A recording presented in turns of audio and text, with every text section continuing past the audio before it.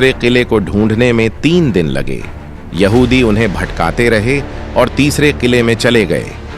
मुसलमानों ने रास्ते बंद कर दिए, लेकिन यहूदी नहीं निकले।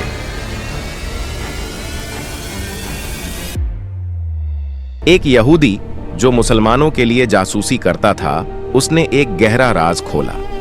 उसने बताया कि ये किले बहुत पुराने हैं और यहूदियों ने किलों में जमीन के नीचे गुप्त रास्ते बना रखे हैं जिनसे वो पानी लाते थे। मुसलमानों को जैसे ही ये बात पता चली, उन्होंने उन रास्तों को बंद कर दिया। प्यास से तड़पकर यहूदी बाहर निकले और हार गए।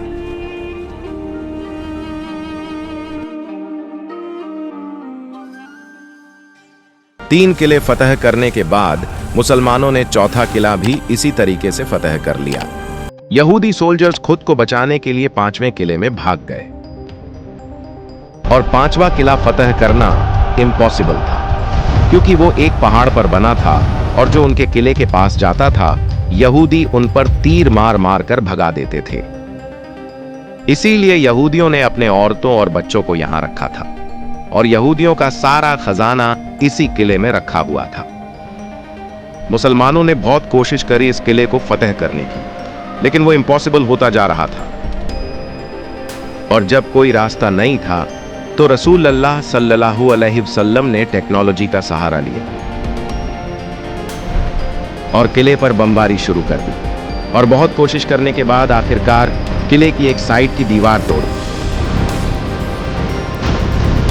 फिर मुसलमानों ने किले की टूटी हुई दीवार से घुसकर यहूदियों पर हमला कर दिया। यहूदी औरतें, बच्चे और सोना चांदी सब कुछ छोड़कर भाग गए।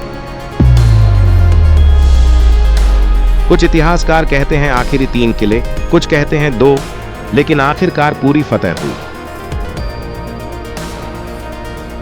रसूलुल्लाह सल्लल्लाहु अलैहि वसल्लम ने यहूदियों को माफ कर दिया।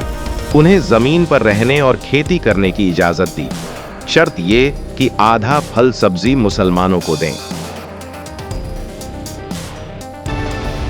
खैबर से इतनी दौलत मिली, सोना चांदी, कि मुसलमानों की हालत बदल गई, गरीबी से अमीरी की तरफ। मक्का से हिजरत करने वाले भाइयों ने मदीना वालों को उनका हक लौटा दिया।